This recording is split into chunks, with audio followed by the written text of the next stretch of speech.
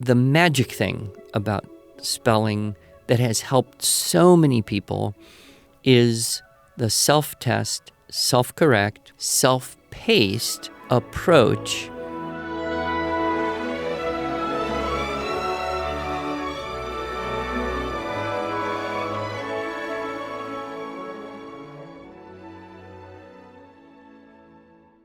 Hello, and welcome to the Arts of Language podcast with Andrew Poudois, founder of the Institute for Excellence in Writing, or as many like to say, IEW. My name is Julie Walker, and I'm honored to serve Andrew and IEW as the Chief Marketing Officer. Our goal is to equip teachers and teaching parents with methods and materials which will aid them in training their students to become confident and competent communicators and thinkers.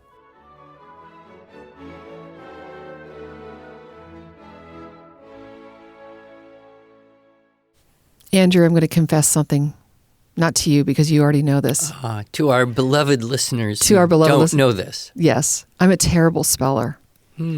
I don't know what day I missed in kindergarten or first grade, but it just does not click for me. And my boys, when I was homeschooling them, or my kids when I was a school teacher, of course I taught first and second grade, so that level of spelling is pretty easy. But I've never been a great speller. And can you help me? I doubt it. I mean, given your age. Wait a minute. Well, yeah, there does seem to be this phenomenon of people who learn to spell relatively effortlessly, and other people who do everything and still don't feel like they have mastered spelling. And there could be so many factors involved. One of the interesting things I've observed is that we would assume that reading and spelling are somehow connected. And they are, but not in that good readers necessarily become good spellers. Well, and I know that's true. I started reading at 4 years old. My dad taught me how to read even before I went to kindergarten. I was so bored in kindergarten, I memorized the alphabet backwards. So I know that's true. I can read very well. Yes. But I still get stuck with spelling. And I was wondering about this for quite a while, and then I noticed, kind of just observing my own children, one of those children who was definitely on the slower to read end, like not really reading independently till about 8 years old. She was not the slowest of all my slow to read children, but I observed her. I noticed that she could spell very well. She became kind of like one of those natural spellers. Of course, I got her at the time when I had just started the spelling program, the Phonetic Zoo program. And so she started using that right around that same age of 8 or 9. But what I noticed about her is she spent years still looking at letters to figure out what words were. It's just part of the magnificence of diversity in human neurology. But I think the magic thing about spelling that has helped so many people is really what I learned from Mrs. Ingham and her daughter Shirley George about the self-test, self-correct, self-paced approach that mirrors, in a way, how children used to learn spelling before there were consumable workbooks and worksheets, before there were even dittos, right? And so now we have an abundance of paper. It's cheap, it's readily available, we imagine it to be very efficient, but we haven't necessarily improved the way we've been teaching spelling because of it, for most kids. Right. Some. So we go all the way back to that whole spelling bee approach. And you read books like Laddie by Gene Stratton Porter, Penrod by Booth Tarkington, probably, I don't remember it as well, but some of Anne of Green Gables. You go back to the 1800s and you get these little vignettes of how kids were learning to spell. And back then, there were kids who learned easily and ones who didn't. But there was a drill method that was primarily auditory and verbal. And so kids would get a spelling list. They would practice saying the words out loud to learn to spell them because they didn't have a lot of paper to waste. Right. And that was also more efficient than using slates or chalkboards because you could do it anywhere at any time. It's faster to say letters than to write them, especially when you're a young child. And so this method of verbal practice of spelling was, I think, almost universal, and then gradually began to die out in the mid to late 1900s to the point where now, of course, even paper is archaic and your spelling should be all learned on a screen. Yes, and if students were to verbally practice their spelling words in a classroom, that would not be orderly, would it? And we need to... Well, it wouldn't be orderly if everyone were doing it at the same time, but there would be ways to coach kids, to set it up. Yeah. And again, going back to Dr. Webster, he explained to me how he ran his one-room schoolhouse in rural Saskatchewan. Right, it was like the last year of World War II, right? So back 45, I guess, 44. And so he was a very young teacher, and all of the students knew what to do. So they all had their little spelling book for each grade level, and they would pair up. And so a third grade student would go to maybe a fifth grade student, or as in Canada they would say grade 3, grade 5 student, and the grade 5 student would test the grade 3 student verbally by saying the word on the list. The grade 3 student would then try to spell it. The grade 5 student would say, yeah, you got it, or no, it's spelled this way, and spell it out loud, and then have the student repeat it. And so most all of the practice was done off the paper. Right. It was done in the air with the ear and the mouth. And then once that student believed that he or she knew all those words, then the student would take the test and pass the test, go to the next list. Not pass the test, keep practicing. Right. So you had a one-room schoolhouse with 40 kids aged 6 to 16. Everyone's basically learning a different list of words at the same time, and each one could make progress as they were able through mastery. But it was all, as he described it to me, it was all this kind of partner drill practice that I don't think we see much of in schools today anymore. Sure. And this idea of taking the test and having to redo it if you don't get 100%, why does that sound really familiar to me? Well, I don't know if in Webster's day you had to get 100%. I see. But as we put the spelling program together, we both kind of realized that it doesn't do anyone any good to say, yeah, I got 80% and move on to the next list. Right. So there's this idea of mastery. Like, I will practice this until I know all of it. And I love making analogies to music and other arts, but it'd be kind of like saying, I know this piece of music, but that hardest 3 measures, I'm not going to bother with that. Well, what kind of benefit would that be? Right. You'd go through your pieces faster, but you'd have all these ridiculous holes in your knowledge that would come out and be very frustrating. Right. So when we put this together, it was, no, let's do it 100% twice in a row.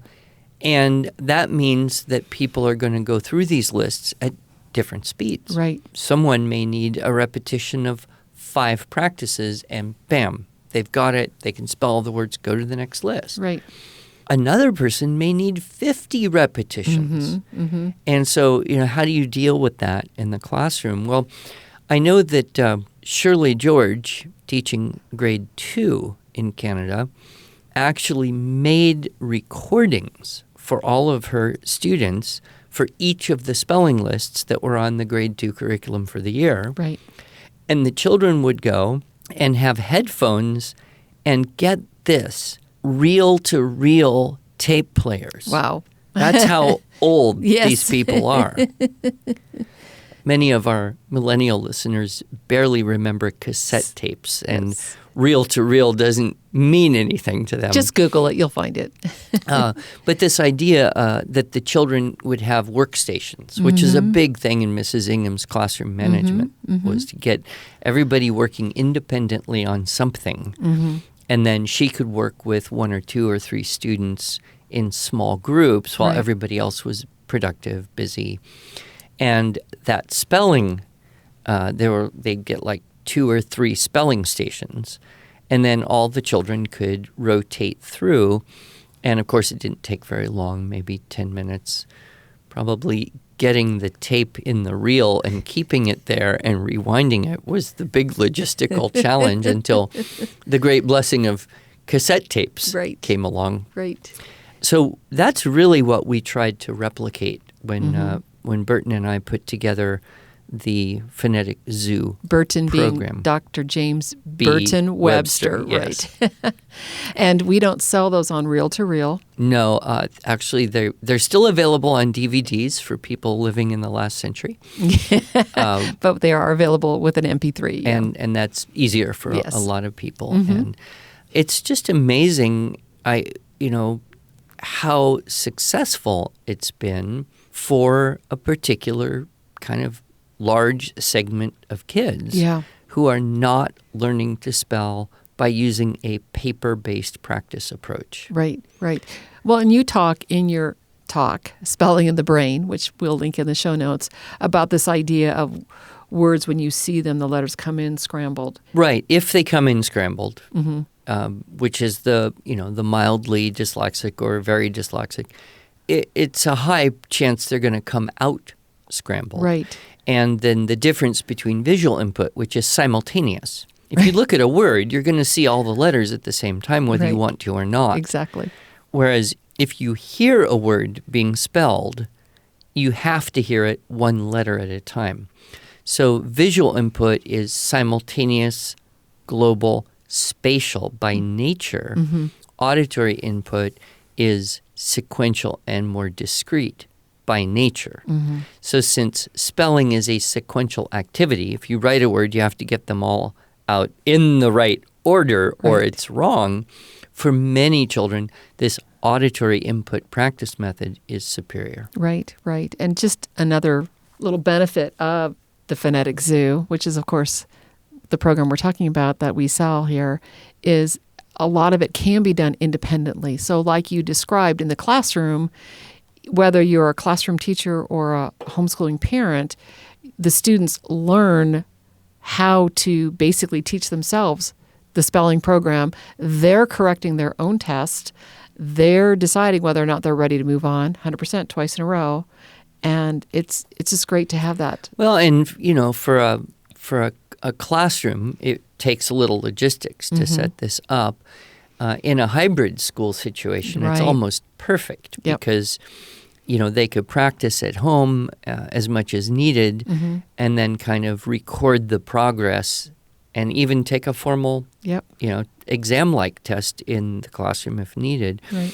And then for the mom with several children of different ages, that's really ideal because that buys you 10, 15 minutes of time with 1 or 2 kids doing spelling. And everyone's on a pathway. They may be on a different lesson or a different time through that lesson. And you really don't have much to do except be sure that they're operating the devices correctly and self-correcting and not like cheating or something. So it has really been a boon to many homeschool families. Right. And listener, if you are just having a difficult time figuring out what we're talking about, we do have free samples of our spelling program. It's at iewzoo.com. auditory-based.com/spelling, and you can download some of the MP3s, listen to how Andrew and Dr. Webster give your students the spelling words, some of the resources that go with it, and you can just try it out and see if this is something that works for you. Andrew, you often say if what you're using right now is working, don't change it. But if it's not working and you're wondering, and you don't want your kids to grow up to be like me who can't spell, maybe the Phonetic Zoo might be something that you want to look into. Well, and we know there's kids who are very motivated. Mm-hmm. And we also know there's kids who really don't care that much. Mm-hmm. And we talked in a different episode about the fix-it grammar. Yeah. And how it's really more of a game Mm-hmm. than this thing you have to learn and be tested on. Right. This is the same way. It's really more like a game. And when the kids can do it on their own and see progress, hey, I got, 14 right out of 20. Well, that's great. And then the next day they get 16 right out of 20.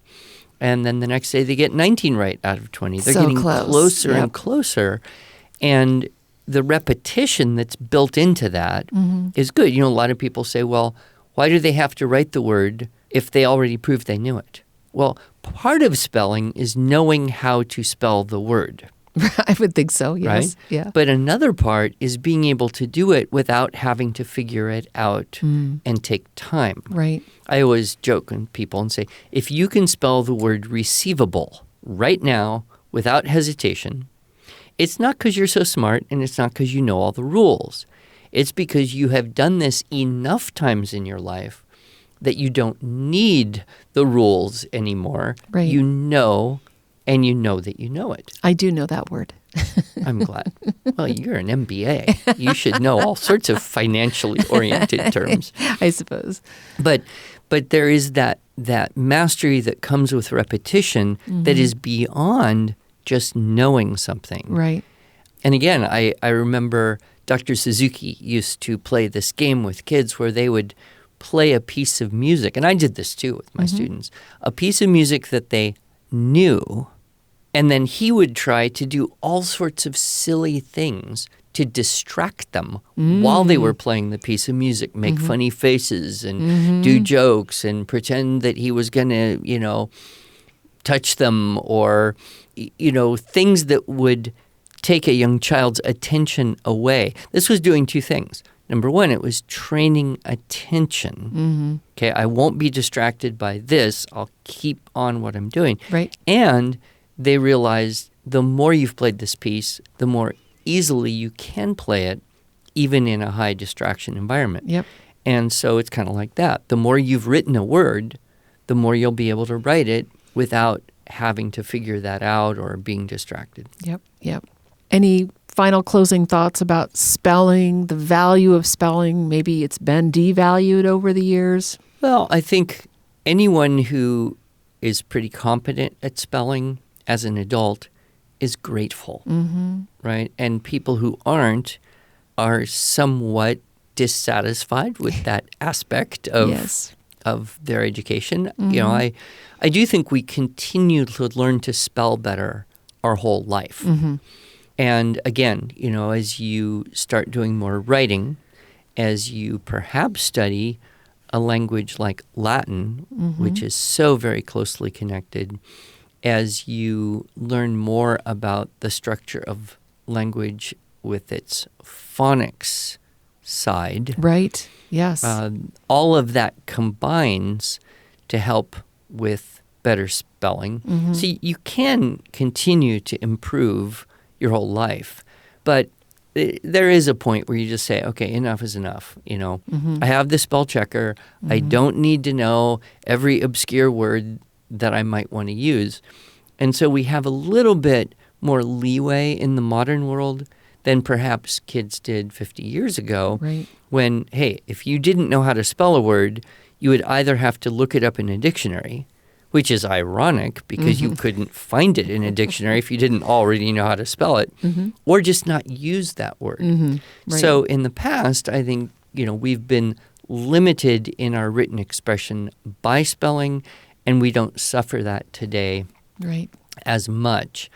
But on the flip side, I think we're much more willing to use a word that we can spell without added effort or without seeing, a dreaded red line pop up. Yes. Yeah, sometimes those red line pops up and you check the spell checker and it says, no replacement found. And I just go, oh my goodness, I'm going to find a different word then. Well, thank you, Andrew. I hope this was helpful to you, listener. I know that I, yet again, will be bemoaning the fact that I was not taught to be a good speller, but look forward to... Well, we have those free lessons online. You can give it a shot. Will do. Thank you, Andrew.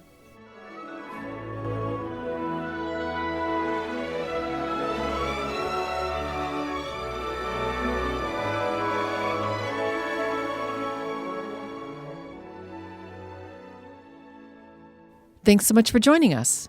If you enjoyed this episode and want to hear more, please subscribe to our podcast in iTunes, Google Podcasts, Stitcher, or Spotify, or just visit us each week at iew.com/podcasts. Here you can also find show notes and relevant links from today's broadcast.